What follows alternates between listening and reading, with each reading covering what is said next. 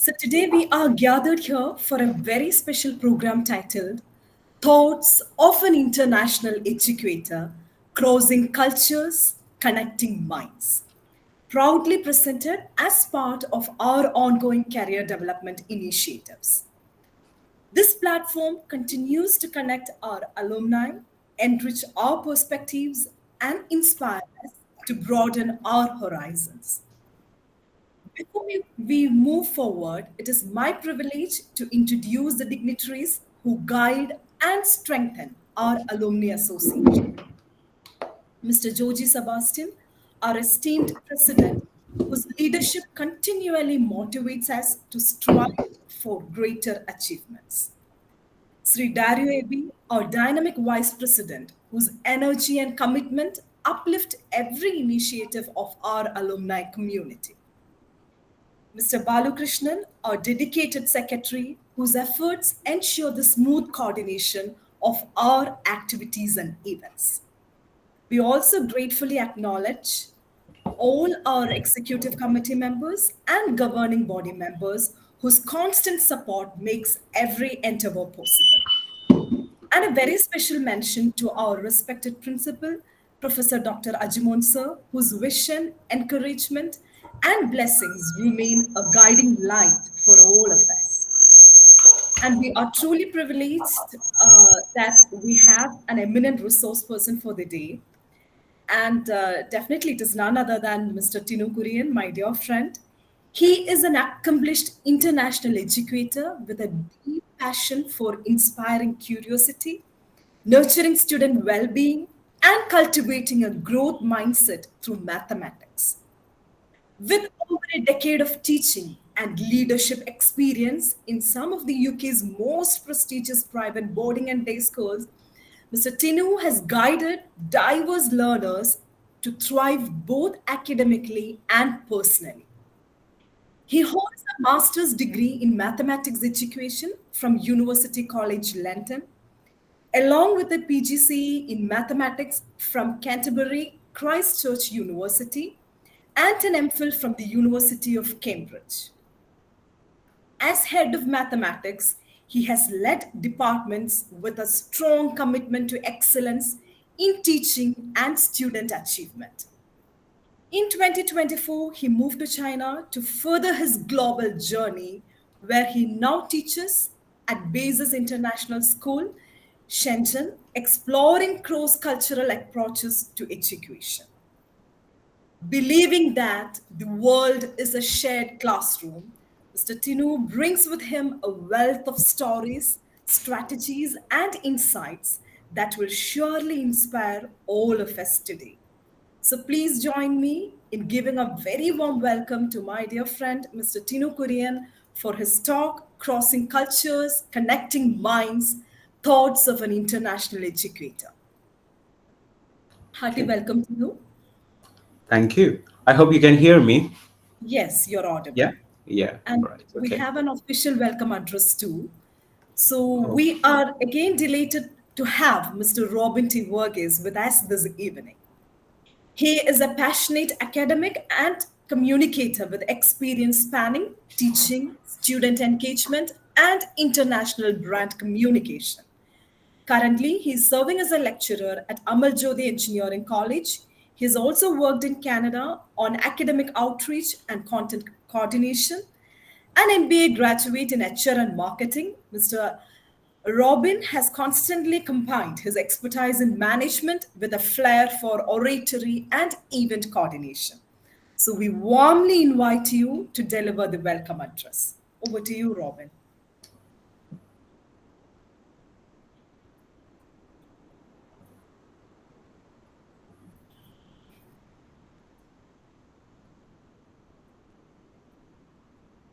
Can you please unmute the mic? Robin, you're not audible.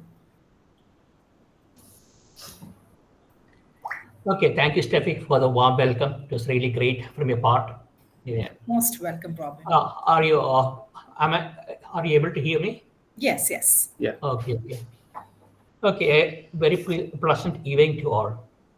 Well, it's truly a joy to welcome everyone to this thought-provoking session organized by the career and professional development wing of Marine College Kutikam. Well, at first, I take this opportunity to warmly welcome our principal, Dr. Ajivon George, whose leadership and vision continues to ignite the marine community. He was really our beloved teacher in BCom, and he really led us in the right way. He has also authored a number of books. I'm really happy that he's a principal right now. Then a heartfelt welcome to the president of MAC, Mr. Jijo, whose constant encouragement strengthens our alumni network. Okay, thank you very much, Joe. I also extend a warm greeting to the Vice President, Mr. Dari Ebi, our Secretary, Mr. Balakrishnan, for the committed support and servitude. It's really great that you're doing this work, bridging communities, bridging students with each other. It's really nice. The networking is really doing a wonderful work. A special mention to, and of course, a special mention to the director and a former classmate, Steffi Kejos, Dr. Steffi Kejos, for her empowering stewardship and dedication in connecting marine diaspora across the globe. It's really wonderful and really overwhelming that you are able to connect the all links of marine and bring it together. I mean, uh, it has to be strengthened and it has to be lubricated all the time. Otherwise, the ties and bonds will get, it may rust out. But you're doing a wonderful job about that. And you're strengthening it and allowing it to collaborate, communicate, and to integrate into a wonderful manner. I appreciate your effort in that. Uh, I welcome all the also I welcome all the leaders in our class with whom we spent 3 years together in travels, in academics, and friendship. You all are a reservoir of love. It's really great to have you all back and see you all again. Well, then let me tell you about well, today's session is special, not because it's just not because he's an accomplished educator, but he was also a dear classmate and a friend. We studied, I believe, we studied from age 10 onwards. I heard my social studies teacher referring to him as an ideal student. Yeah, a teacher called V.T. Sebastian. I don't know whether you remember him, but I remember. He used to refer you as an ideal student, maybe because of your notebook and everything. The calligraphy, handwriting, everything was really wonderful, nice. And yeah, I used to feel inspired by it. I wished I was somewhat like you, but we can't be equal. Your path and my path is totally different. Yeah. Okay. Uh, at present, he is the high school mathematician teacher at Bayes International School, Shenzhen. I extend a heartfelt welcome on behalf of everybody. Cordial welcome to you, and congrats for your wonderful journey into the academic sector as a brilliant mathematician. I just thought today when we reverse the word, it becomes a unit. It becomes a unit of logical analysis and complex theories, and maybe you proved your name, proved you're worthy of a name. I like it. Okay. Uh, okay, then at last, let me conclude by applauding Principal Dr. Ajima George, who recently won the Best Paper Presentation Award at Indo-Bhutan Social Science Conference 2025 for his research on green skill initiatives for environmental management in India. Well, that's a wonderful achievement, especially since I think about 60% of our country is involved in agriculture. We need such kind of development. We need such kind of revolutions. And I'm happy that our principal, Mr. Aliman, is taking part in it. Then, then as far as I want to say, right now India is competing with China. India is referred to as tiger, whereas China is referred to as a dragon. I don't know whether we two might be a proper competitor, but I hope we will help India also to be compete with each other, at least be equals in life in the world. Two global superpowers. Yeah. And I hope you one day you will be also a great mathematician like Ramanujan or what C.V. Raman. Let's hope so. Let's hope. Okay. Okay.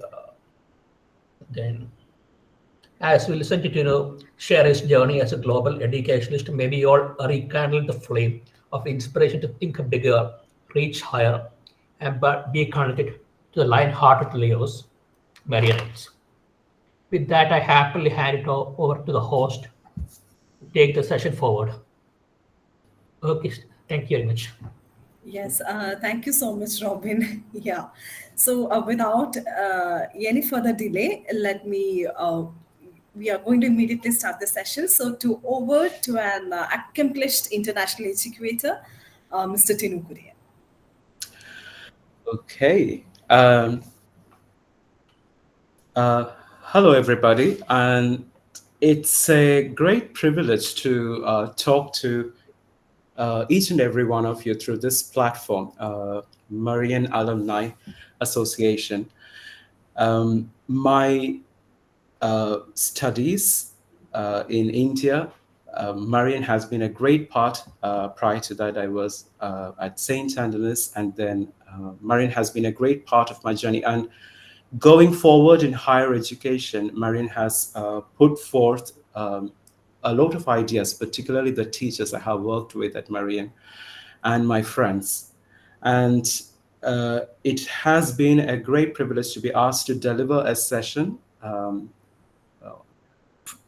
this platform. And Steffi and Robin has been my great friends. Robin I have known for years, and Steffi I have known since I joined Marian. And it has been great communicating with Steffi recently to start off with, and then Robin.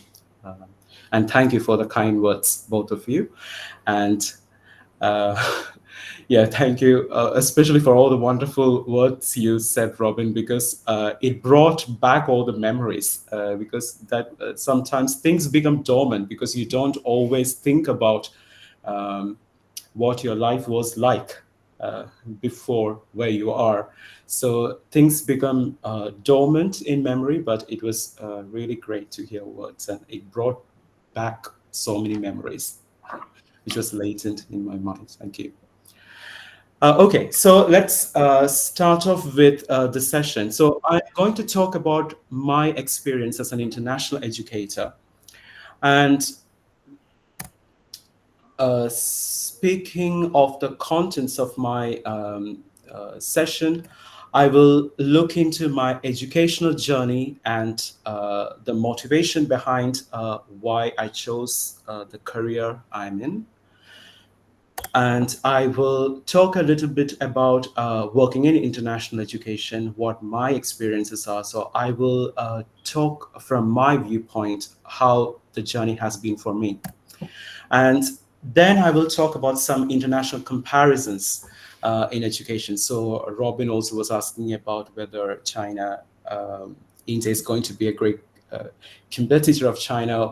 In terms of education, I'm very much interested in the three countries, UK, where I'm primarily based and where I have a majority of my teaching career in, then China, and then always at the back of my mind, whenever I see a statistics, I always think about how India is performing as well. So I'll do some international comparisons based on some of the metrics I have. And then I'll talk about some international opportunities for students, because from what I understand, this is not a purely academic session where I present my research.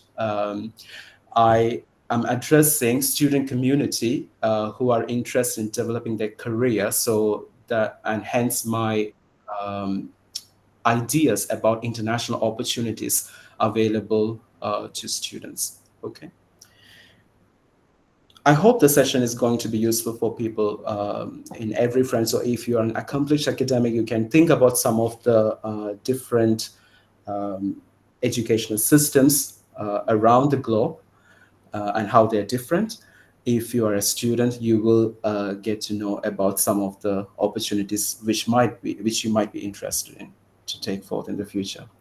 And if one or many of you get interested to be part of an international educator journey, to get trained in a different country and go and teach in different countries. If I could inspire you to do that, that'd be fantastic. Okay. So, my educational journey, as I lightly mentioned, started with my undergraduate degree in Marine. So prior to that, schooling, as we all do, in St. Anne's and other schools near my the place where I live. So coming to the UK has been a turning point in my career because when you are in India, sometimes we tend to go with the crowd. We tend to look at what your high achieving friends are doing, particularly if you are a student who is good in academics. You will think about, okay, you look at what your friends who are good in academics do, and you sort of try to follow them. You tend to follow, you try to follow the crowd. Whereas going to the UK has been an eye opener for me, um, because that's when I got to know about the field of education, the field of teaching, and how I could build up a lucrative career in teaching, which is something which I was always interested in. So I did my master's in mathematics education from University College London, and prior to that, I completed my PGCE in mathematics from Canterbury, Christchurch, and an MPhil from Cambridge. And then I went on to do teaching in UK because PGCE mathematics is a very career-driven course, because as part of the course, you are actually placed in a school. You do your teacher training, so it's a teacher training course along with academic credits which go with it as well. So you are doing both academic training as well as teacher training. So I had job offers. You know, the first term you complete your PGC in mathematics, the first as you complete your first term itself, you will have a job offer. So if you get admitted to the program, it's such a career driven program. You just basically get absorbed to whichever uh, school you're training in, where you have your teacher placement in. And then when I taught in UK schools for 5 years as teacher of mathematics. So it's very important to learn the curriculum really well, because as you know, UK curriculum is a pretty demanding curriculum, particularly when it comes to advanced level pre-university preparation. It's a very demanding curriculum. And if you know a little bit about A level, in A level, students they start by doing 4 or 5 subjects in the first year, and then they really bring it down to 3 subjects, and they really specialize and focus and build deeper in those 3 subjects as preparation for university. And if you know about undergraduate degrees in the UK, you would know that they are honors degrees, which mean they don't have subsidiaries like we do in India. So, for example, in India, if a student goes for BSc in mathematics, they have to do subsidiaries like chemistry or physics to go with it, which means your specialization is limited. And then you have to do English and a second language, and you have more different subjects in which your interest sort of branches are. Whereas in the UK, it's a more special. So if you're going for BSc honors in mathematics in the UK, you will be doing for all the 3 years a lot of modules in mathematics. That is why sometimes in the UK, if you do a good honors degree, that in itself is a good preparation to go on to PhD studies. So there have been a lot of examples from students I have trained and worked with. They've gone on to do doctoral training and research just after doing an honors degree in the UK. And uh, as I developed my teaching career, I then went on to do leadership roles in UK maths departments as head of mathematics. So it is um, I was quite lucky because usually people tend to do work as a teacher for quite a bit to then move on to leadership roles. But I was lucky and fortunate to get into these roles quite early on in my teaching career. So it was a fortunate experience, but at the same time a challenge to go move on to leadership roles. And yeah, I learned by doing. So I have worked as head of mathematics in two very prestigious schools, about which I will talk about, at St. Swithin's School in Winchester and Notre Dame Senior School in Coburg. Notre Dame is actually French for Mother Mary.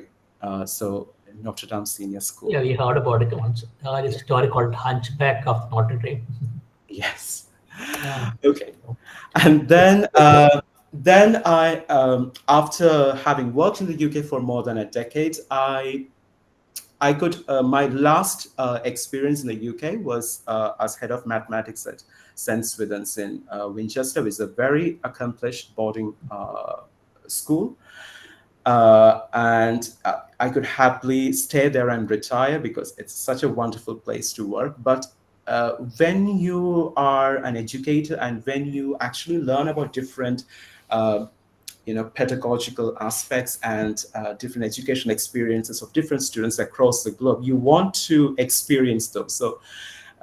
So my son was 3 years old, and then my wife and I, we are both teachers in the UK, trained in Britain. So we both thought we will move to a different country, and China just happened. We explored different options, and then yeah, China just happened, and we are quite lucky to work in a very good international school called Basis in Shenzhen, which is southern part of China. Okay, and we work with wonderful, very fortunate to work with great students. Okay, so now what I will share is I thought I'll share with you some photos, and I'll talk you through my experience so that you can relate to what I'm talking about. So this is St. Swithin School, the one at the top, and the one below is one part of Notre Dame School. It's a pretty long school.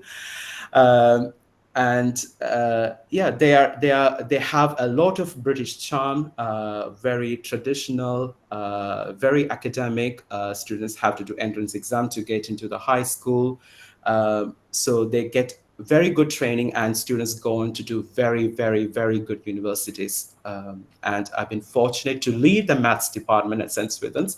And St. Swithin's math department is on, so this is a department I led. Two people are missing. This was one of our social dues at the end of the year, when we are all very happy. As you can see, all our students are gone, and we are having a social due. And yeah, I work with a very, very good department, very experienced team, and I was the youngest in the team. Yeah.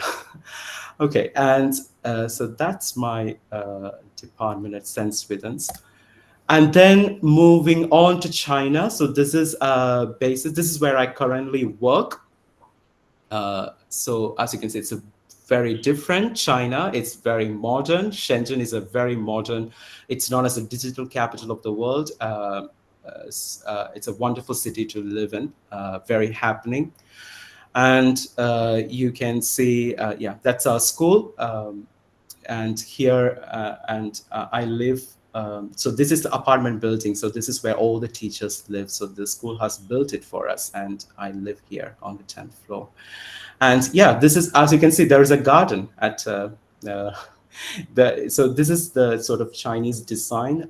So you can see there's a garden on our sixth floor, and there's also an observatory on that floor. So we have quite good facilities with a very big swimming pool, courts, everything.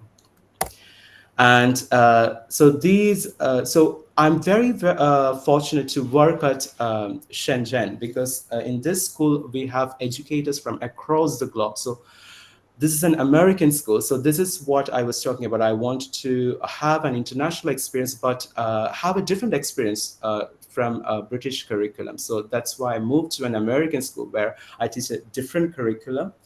So now I teach AP, which is advanced placement, which is sort of the pre-university preparation for American universities primarily, but we train students for universities across the globe. So majority of our colleagues are from the US, but we have so many colleagues from Britain, like us, and from Europe, Australia, New Zealand, and from all the countries across the globe. So it's a very dynamic environment. And this was our first day. Sort of, as you can see, we are all in blue. It was wonderful. We had this big auditorium, and everyone was wearing blue. And as I have shown in my other picture, so this network is very big network. We have like 16 schools across China, and then schools in Thailand. And Basis is actually an American brand, so schools in US as well. So, but they brought all the teachers, new staff, on the first day to Shenzhen, and we had an amazing 3 days of induction training there in Shenzhen when we joined last year. It was not this year, last year. And that's my wife and son. Okay, and again, talking about Shenzhen, I have hidden the faces of the students because working in international education, we have to be very, very mindful of safeguarding practices, online privacy of our students. So we can't really publish their photos. So that's why I have hidden out the faces of some of our students. So the right side photos are the ones when we are doing some marketing for our AP statistics course. So I teach AP statistics and pre-calculus this year.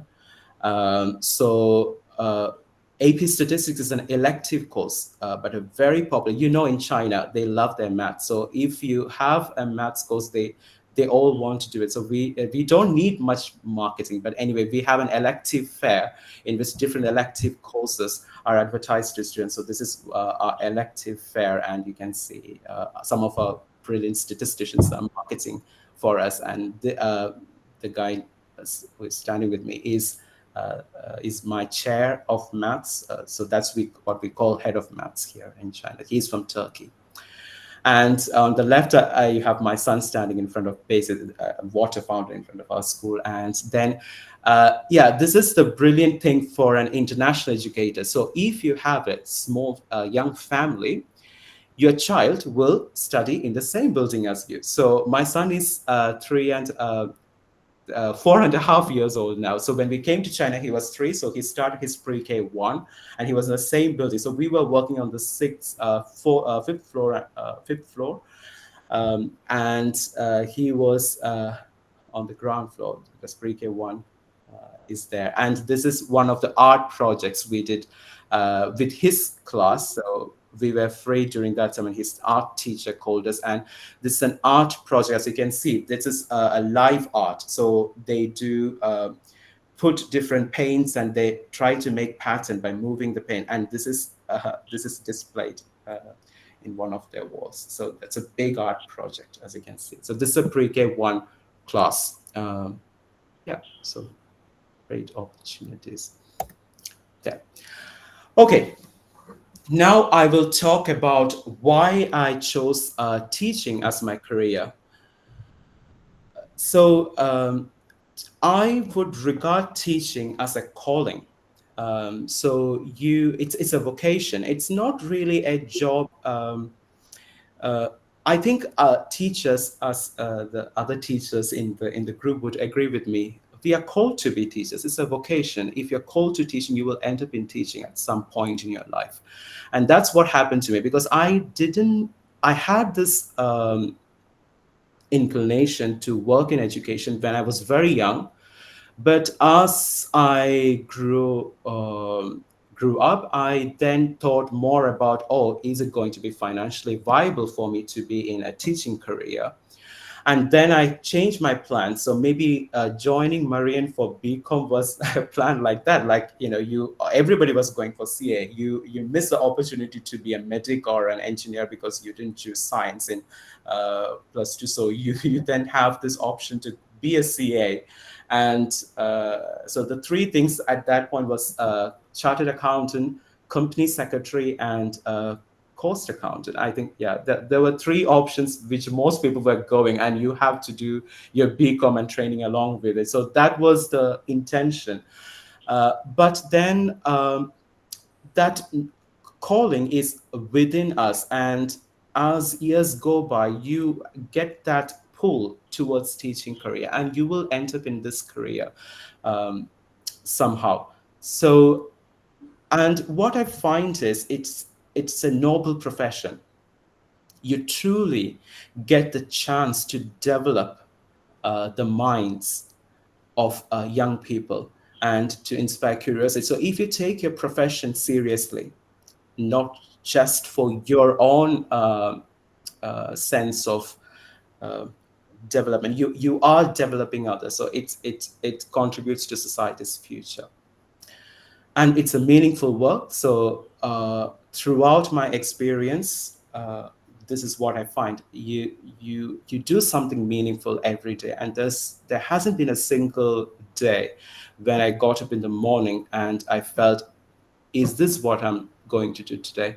I always felt a real sense of um, meaning, um, about my day, even though sometimes it can be tiring, and it could get difficult to go forth with the day, but you still feel you are going to do something meaningful, and these students need you, and you make your way forward in the day. Okay, and the rewards of international education. So if you work in international education like me, when I talk about international education, I'm talking about people who get trained in a different country and work in a different country, and then you can go around. It could also mean a person who get trained in India as a teacher and then build up the experience and then move to an international environment, work in different countries. So definitely you can see that there's a daily impact.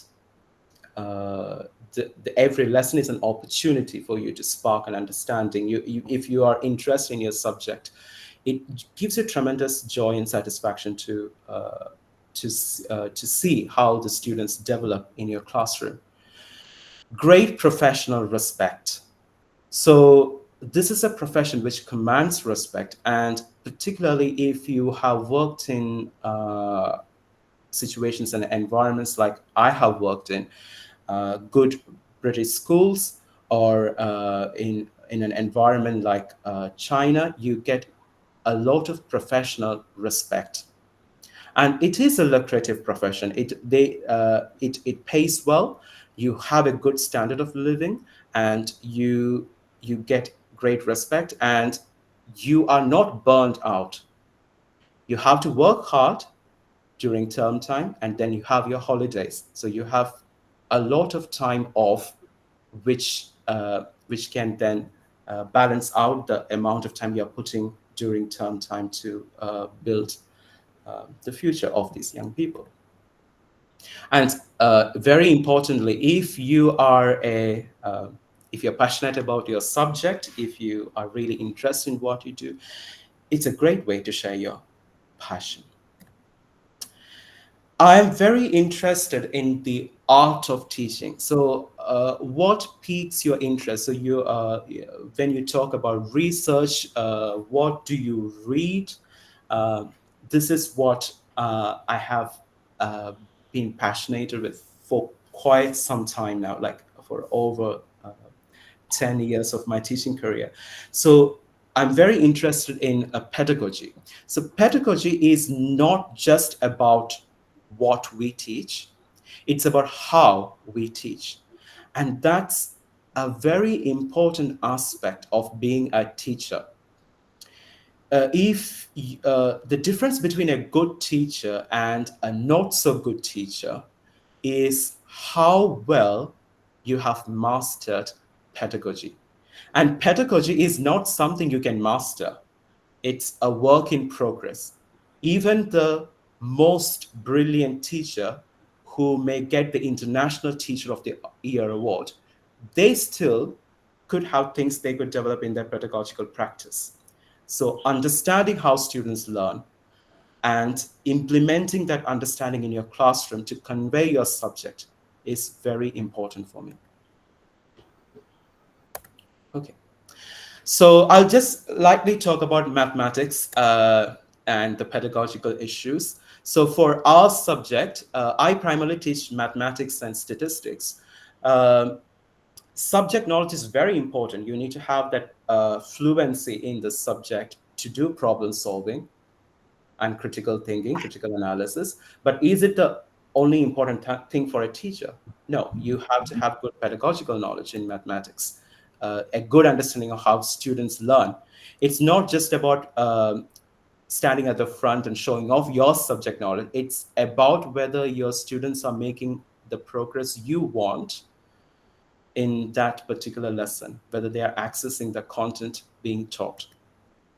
So we have this ideas of procedural fluency versus conceptual understanding. So if you just have procedural fluency, what happens is you might be brilliant at procedures, following a step-by-step algorithmic process. But if we put you in a real life situation, or if you are presented with a case scenario, you won't be able to tackle it. So conceptual understanding is important. So, as a maths teacher or an educator, you have to be placed in this area. So, it brings together the subject knowledge, the pedagogical knowledge, and the knowledge of student learning. So, these aspects come together, but it's not something you become good at in a day or two. It's a lifelong process. You are learning every day. When you teach different things, you are learning how your students are responding to this. And all the research in education complements this um, type of an understanding as well.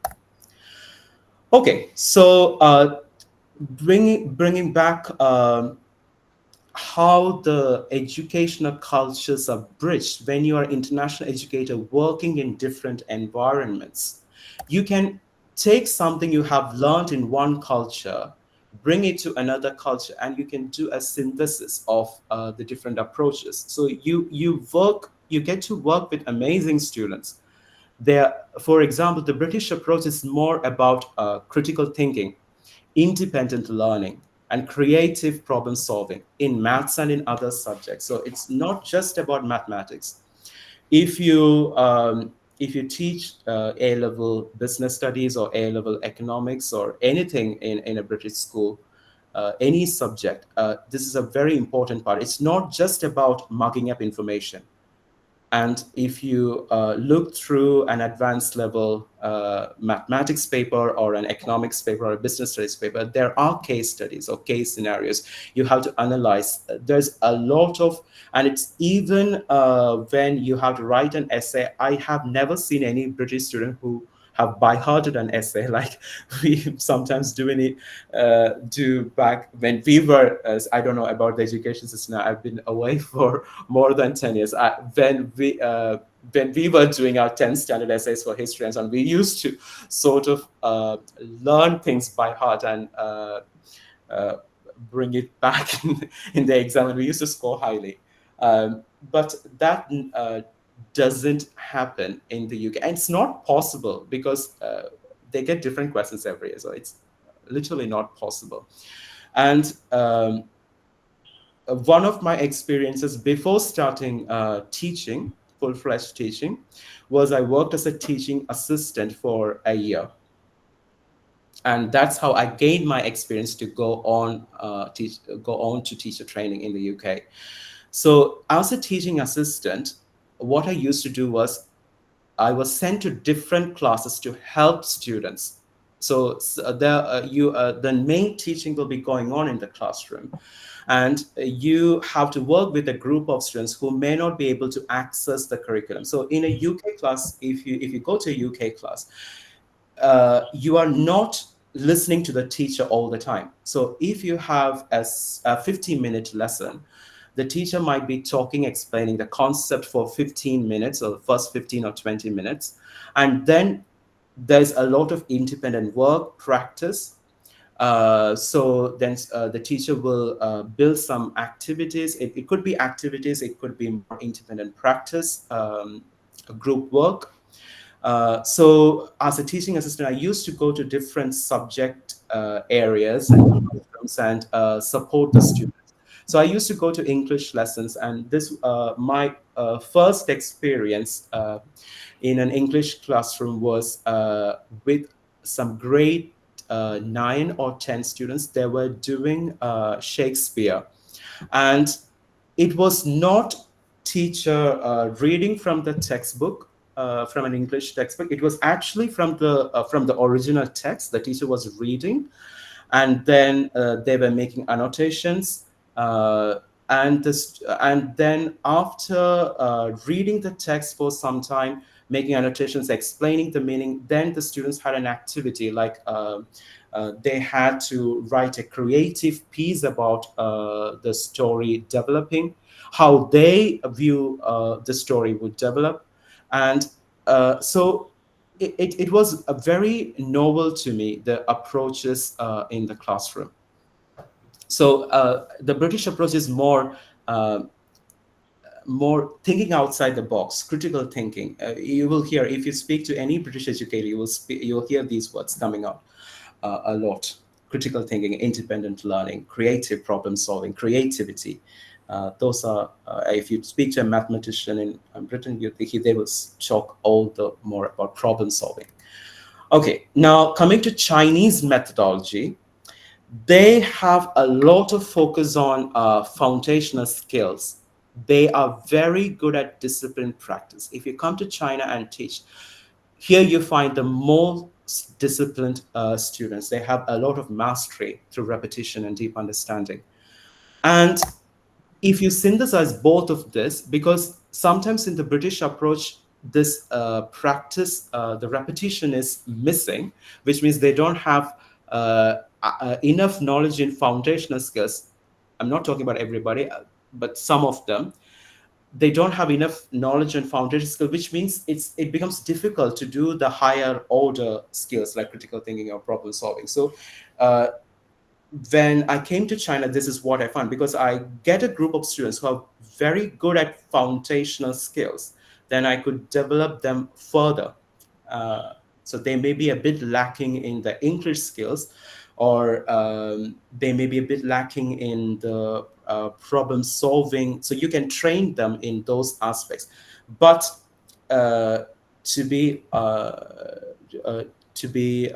talking about which is an easier skill to teach, definitely foundation skills are easier to teach. Critical thinking, analyzing, problem solving are difficult skills, as many of the educators would agree with me that they are the difficult higher order skills to teach. So there is a lot of teacher satisfaction in amongst international educators, as shown by the statistics. And students who learn in international schools, they tend to show more cultural competencies. We are in a globalized world. I'm sure people who follow news, they see the different discussions and the different issues happening across the globe in terms of immigration, and all the different aspects of people going and working in different countries. But students who are trained in an international environment, they show more cultural competency and more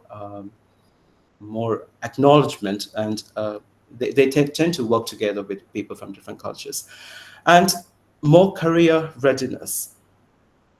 Okay. Now, this is throughout my teaching career, I have worked with brilliant students. I have learned a lot from them. It's not just you contributing to their learning, but they are teaching you. So they constantly remind me why I chose this path, because you get to work with amazing students who go on to diverse paths, and you get so fulfilled and happy to see them going on to this diverse path. So I have put for some examples. I have students who have gone to very high academic paths. I have supported them. In the UK or in China, if you teach, you are very much involved in this type of university process, because I think sometimes when you are in India, the teachers don't get involved too much into the career path you choose or the university courses you do, but as teachers working in a UK school or in an international school like China, you are very much involved. They do come and ask you your opinion. You write statements, references for them. You give support with preparation. So I have had students go on to do prestigious universities to read mathematics, natural sciences at Cambridge, physics. Some of my best students have gone on to do physics. They are very, very competitive courses.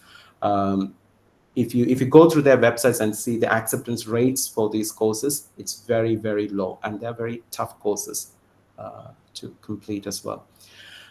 Economics at St. Andrews, medicine, very, very competitive course at Cambridge. Getting into medicine at Cambridge is very tough, as is mathematics or physics.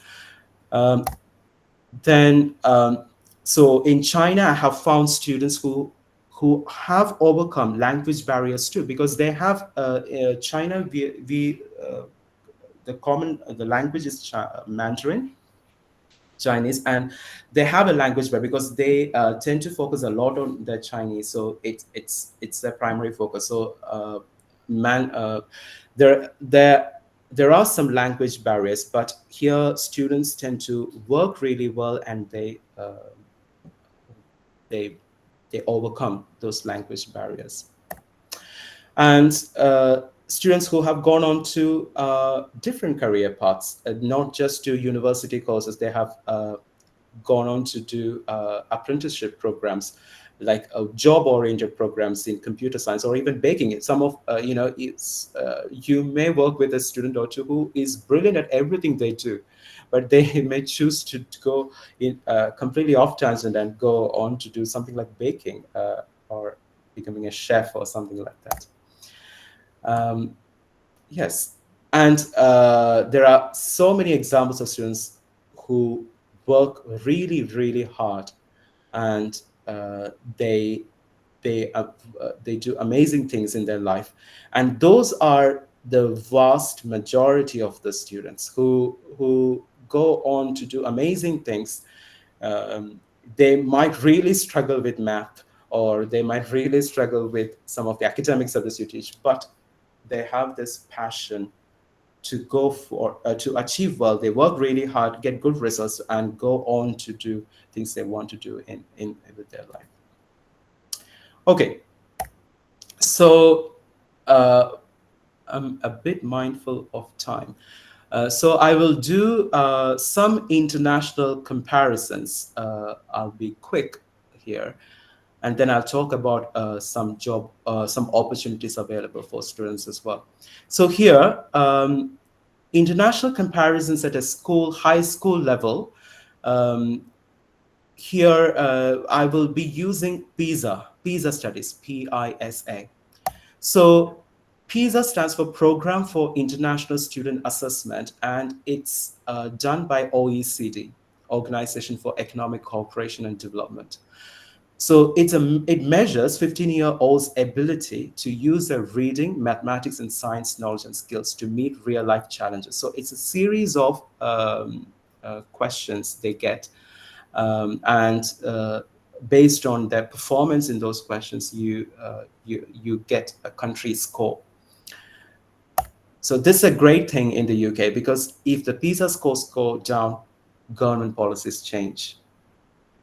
Okay, so PISA happens once in every 3 years. So in 2018, UK was ranked 18th. It was a big improvement from the previous ranking, which is they were ranked 27th in 2015. So as you can see, there have been measures and um, you know training going into the field of education to improve this course, because they take this very seriously. Okay. So these were so if you look at the top performers in PISA in 2018, so definitely China is a very is a top performer. Singapore, Macau is also uh, China, Macau, China, Hong Kong, very close, our neighbor. So these Eastern countries tend to perform really well in mathematics, and you would think they do underperform in reading and other aspects, but they do tend to perform well in those areas as well. And if you look at the European country, you have Estonia, which is a very small country. They apparently they have amazing education system. They are very digitally forward. So if you have time, look up Estonia and read about the educational system. They're doing some amazing things in their education. Then Netherlands, Switzerland always tend to do well. So countries, and you can see UK, they're not very far behind in 2018. 2022, Singapore is first, then China. Taiwan is again China, close to China. Hong Kong, yes, you can see, Hong Kong tends to perform very well. Again, Estonia, as you can see, they do tend to do very well, as is Switzerland. And UK is doing well.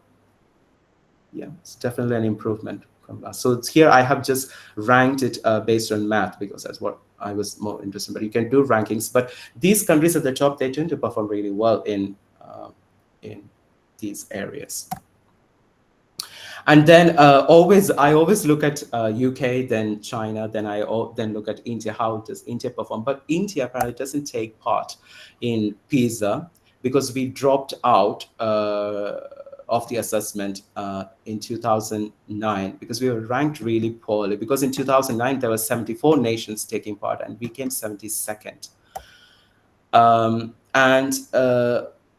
there's always these arguments that there's competition against high income OECD countries, tests not sufficiently adapted to Indian context and so on. But again, we have countries like China. China is a very diverse country. It's very, very huge. You have a lot of disparities in income and things in China as well. So, okay, and India was planning to take part in PISA in 2019 after a 10-year absence, but with a lot of caveat, like you only India said that they will only want pupils from a system of central government to take part, like Kendriya Vidyalayas, Navodaya Vidyalayas to take the test and so on. So even if we perform highly, it won't give us a good measure. But India didn't participate from the data. It was not, India didn't participate. But this was a stand before the PISA. But I think with COVID coming in and the policy might have changed. Okay, now moving on to higher education. Let's do some international comparisons. And this is where I think many of you might be, if you're not going to be an educator, you might want to look at your higher education. And this is how I went on to choose the universities I chose. Because I always relied on reputed rankings, like the QS World University rankings, in which would give you an idea. So QS World University rankings, they look into these aspects of a university, research and discovery. Particularly if you're going to spend money in international education, you need to make sure that you're spending it at the right place. Don't go and put your money somewhere you get substandard education. So research and discovery should be at par. You should go into an institution of academic repute. Then employability and outcomes. Definitely, you need to be employable. You don't have to if unless you have loads of money lying around, you don't want to put your tuition fees into a university and then come out unemployed. You need to make sure that employability and outcomes are top notch. Learning experience, global engagement, sustainability, those things are brought forth in the rank as well. So the recent 2025 rankings, as you can see, the top 5 ranks are all US and UK universities. So UK, we have two in there, Imperial College London and University of Oxford. Imperial College London is very popular among students in international schools, because it's very, very hard to get into their programs. And also, of course, Oxford. Then, because I'm teaching in an American school at the moment, MIT is a hot target. Harvard, Stanford. Again, you have six, University of Cambridge. Then the Asian player is Singapore, NUS, National University of Singapore. And Cambridge definitely is that, it's always in the first six. But when I was doing my studies there, it was always ranking one. So Cambridge, Oxford, they always used to rank amongst the top two or three um, during those years. Now, UCL is always in the top 10, so that's my alma mater as well. I really enjoyed my studies at UCL. It's a wonderful university, great place to study. Caltech. And then I always want to look at Asia, because Asia, I want to see how we fare in Asia, because wherever we have our roots here. So Hong Kong University does very well as a speaking university. So Peking, if you have any idea about Chinese universities, they are primarily in the teaching is done in Mandarin. So these universities are also, even though the work is done in Mandarin, they're still in those rankings, as you can see. Okay. So yeah, I went through it and see how India compares. So we have IITs, they come as rank 123. I think the first ranking was that, and then you can see the rankings of some of the other universities there. So if you want to be an international educator, definitely UCL is a place. If you want to go and train in the UK, go to UCL and train. You will. So that's the number one. UCL has been consistently number one in education for several years, definitely more than a decade. Okay, and yes, and you have all these places. I'm a bit mindful of time, that's why I'm a bit quick. Now, if you want to do your MBA, don't just settle for a substandard place. Do your preparation, gain your work experience, go somewhere nice, go somewhere good, so that you, at the end of your training, you end up with a good job. Now you can see the world rankings, and also you can see the Indian India. We have at 52 place we have IIM Bangalore. So we know how tough it is to get into IIMs, but there we go. If you want to go somewhere good, you really need to work your way up there. Now, if you're interested in studies in the UK other than your MBA, or if you want to do master's, PhD, there are so many opportunities available. You can look into postdoctoral research or PhD research. So this is a good website to check if you're interested in studentships, like jobs.ac.uk, and relevant university websites also will list opportunities. All types of master's courses are available in UK, but always check for the ranking of the university. Don't just go to an agent and pick the first university they tell. They might suggest you the university which gives them the most money. So you should not be going for that. You should be looking at the ranking and the employability of the graduates of that program. And you also need to consider the post-study work opportunities. So UK government has reintroduced post-study work permit. They had a time when it was completely non-existent. They brought it back.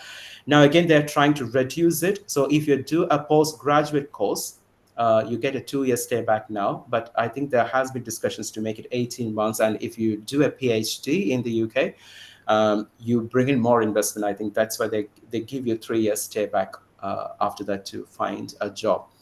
But the important thing you have to remember is that post-study work permit, it's called post-study work, but it's not a work permit. You really need, during that time, it's your time to gain experience, to do interviews and get a work permit to then work in the UK. And if you're intending for permanent residence or something in the country, the time you spent as as a post-study work in post-study work visa won't count for your PR, the ILR, as we call in the UK, indefinite leave to remain. So you have to make sure that you find a job which gives you a work permit or a sponsorship, a visa sponsorship to then stay on in the country.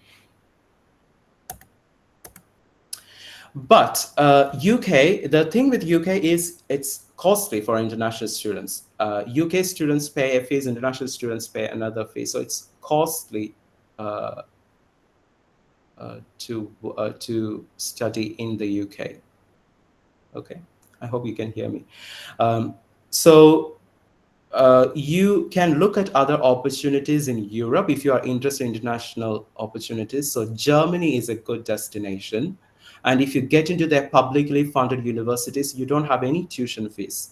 So when I was at university back in India, when I was doing my undergraduate studies, they didn't have many English programs.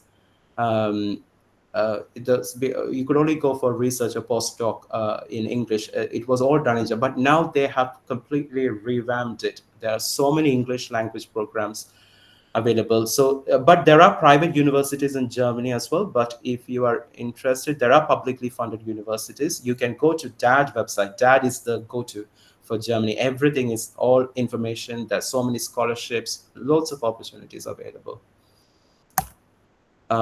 Then you can look at other countries like Norway. Again, Norway, it's very cold, but we have many Keralites going to Canada, so you can't complain about Norway.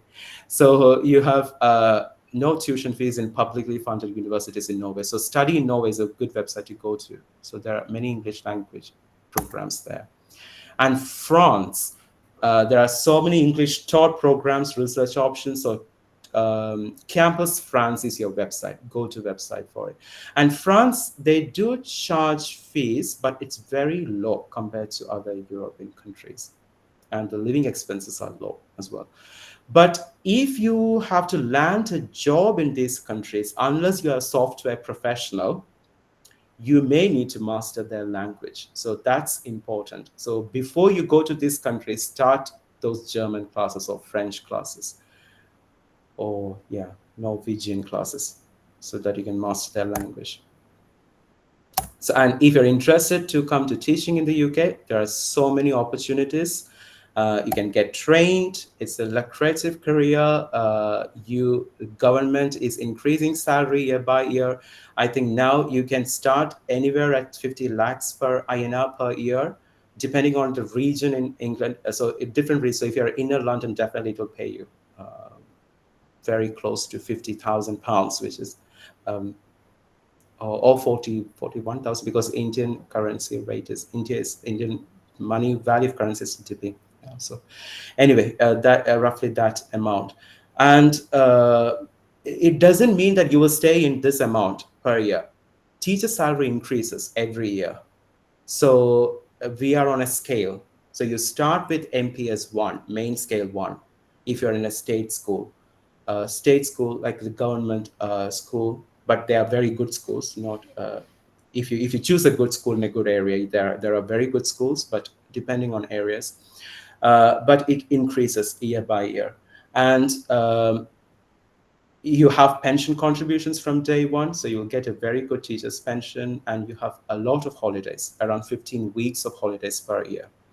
I'm not including Saturday and Sundays here. Saturday and Sundays are always off in international schools. Okay. But so they have a good selection process. Usually you'll be asked to come for teach a lesson, or you are asked to undertake lesson observation, then interviews, which are mostly held in the UK. But since COVID, some universities are changing it. They are giving online interviews too. So if you're interested, explore these opportunities. Okay. And this is a website. So PGCE, this is a website, find postgraduate teacher training courses if you're interested in training in the UK.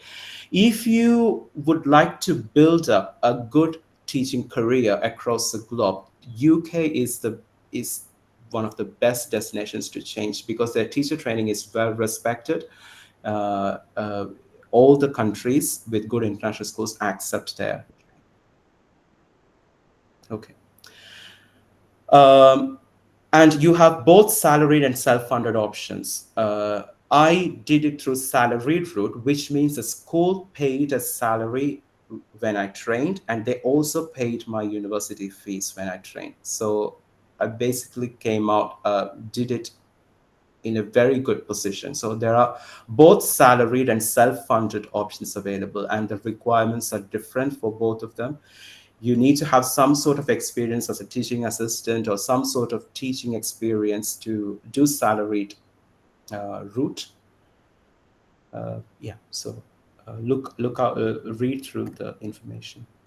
So the thing which I would like to I'm very mindful of, so I will end up what I'm trying to say. It's when selecting a profession, you don't do it for others' expectations. You do it for choose it for yourself, and you consider what genuinely excites and motivates you each day. You don't just do it for the money or the pay. You want to do something which combines both, something you are interested in and something which pays you well, which gets you to have a good living standard. Enjoy the process. So always understand that don't you are not always tirelessly working to get into a career, but you have to focus on the present moment and enjoy that procedure which takes you to the career you want, and then success will follow naturally. And embrace the journey. So teaching is not just a job, it's a continuous journey of learning, growing, and discovering new ways to inspire others. So you do what you enjoy. And if you enjoy what you're doing what you're meant to be doing, and the financial rewards will follow. Thank you. And that's all I would like to convey. I had to rush it differently because I was a bit mindful of time there. Okay.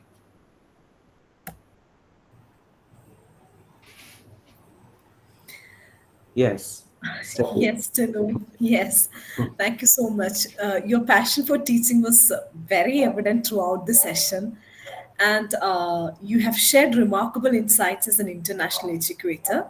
So, on behalf of the Career and Professional Development Wing of Marian Alumni Association, we extend our sincere gratitude to you for giving us this truly inspiring evening. I think students have benefited most out of this truly inspiring session. And now, if there are any questions, let me encourage the audience to unmute yourself and raise the question, or even you can share your thoughts within 5 minutes' time. Since we are running short of time, I think you can raise the questions very quickly. Hi, Dino. Hello. Hi. Hi, Gina here. Oh, my classmates are. Wow. Yes, it was so good to hear you, Dino, and it was so inspiring to listen to you. Like, good. Yeah, I just thank you, Gina. Yeah.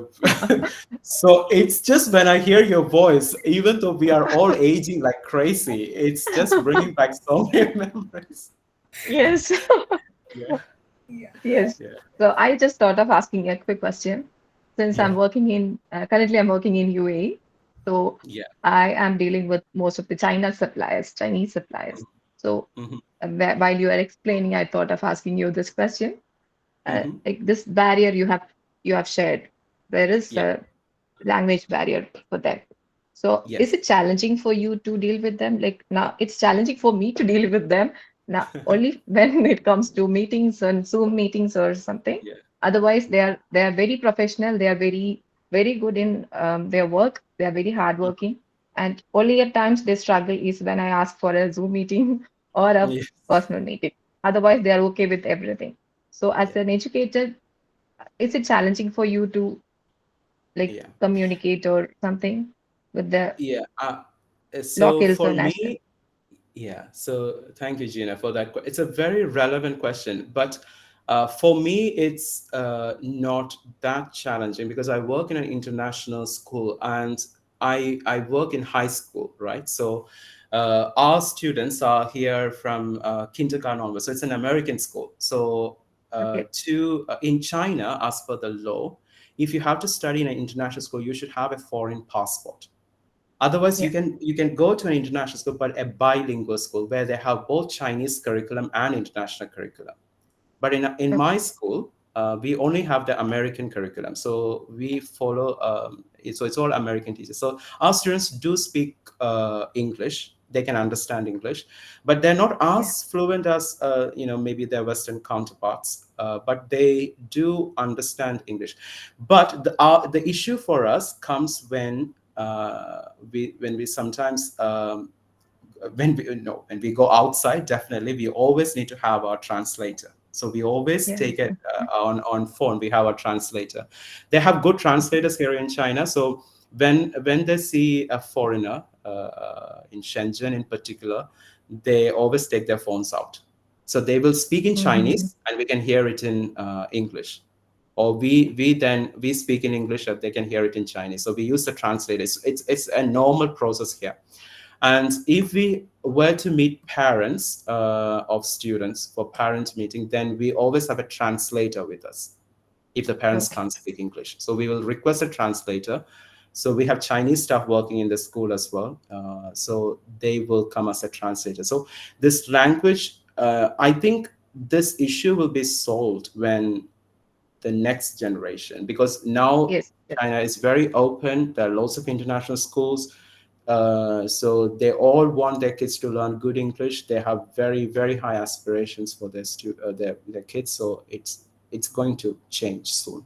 So you'll get good Yeah. supplies who can who can speak good Yes. English No, I'm soon. not saying it as a negative because when it comes to talent, they are Yeah, just the best and they are yeah, doing their job very well. yeah, Just this yeah. barrier. Yeah. Yes, yes, yes. You're right. Yeah, it's an issue. But what I really love about China is, even though they have the language barrier, they do try a lot to Yeah. communicate with you. They will, Correct. and also particularly for business and so on, they need to. They're very good at that type of. They want to do their business. They want to make money, so they will go their way out, I think, to strike deals with you. Yes. Thank you, Tinu. Thank you so much. Thank you. Thank you, Gina. Okay, yes. Yeah. Thank you, Zina, and thank you, Tinu. Now, I think we can go for the formal vote of thanks, and it's my immense pleasure to welcome Ms. Gina S., who is a distinguished professional and proud alumna of our college. She began her career with Axis Bank, where she dedicated 5 years to the financial sector. And again, currently, as mentioned, she is based in the UAE, serving as the operations manager in a reputed consumables manufacturing company, a role she has been successfully leading for the past 4 years. So, with her rich professional experience and global exposure, we are delighted to have Ms. Gina, my dear friend, for delivering today's vote of thanks. Over to you, Gina. Thank you, Steffi. Thank you for all those lovely introduction. Yeah. Good evening, everyone. Thank you all for being here today. A big thanks to our speaker, Mr. Tino Kurian, for sharing such valuable thoughts on crossing cultures and connecting minds as an international educator. It's really inspiring to hear how education can bring people together from all over the world and yeah, and can help us understand each other better. Your stories, your ideas really reminded us how important it is to embrace different cultures and keep learning from one another. And also, it's quite interesting to listen to the today's education, as you were saying, it emphasizes more on independent learning and creative thinking, which helps the students. I think it adds students more more values to them when they step out from the schools. And also, thanks for sharing the opportunities in the UK and Europe, as some of us would be interested to pursue the same. Still, I don't know, but it would help us to select the because of the opportunities still we have in UK and Europe, or else we can share these opportunities to our dear ones who is interested to pursue their career outside the state. Also, special thanks to the President of the Executive Committee, Mr. Georgie Sebastian, Vice President, Mr. Dario Ebi, and Secretary, Mr. Balu Krishnan, and also special mention to the governing committee members and career and professional development wing, Marine College Kutikanam, and a very special mention to my dear friend Steffi Kejos, who is a very active member of this wing and who is doing a very good job for making this happen and doing all her efforts to make this committee very alive. Thank you, everyone.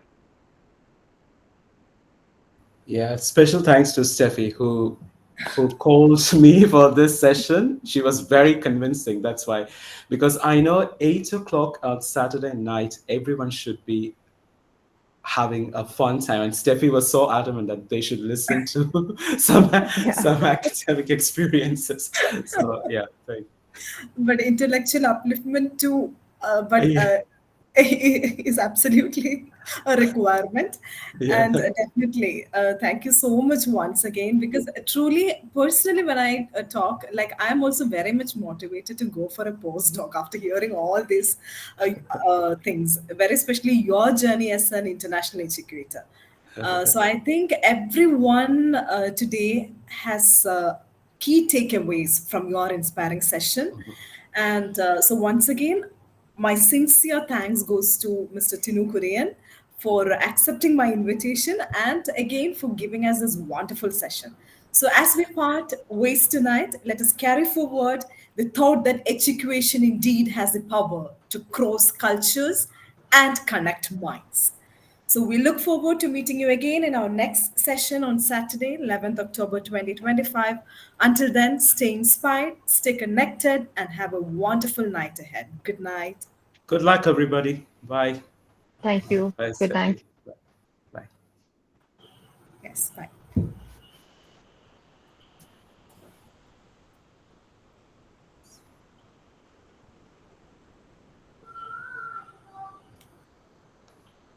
Okay.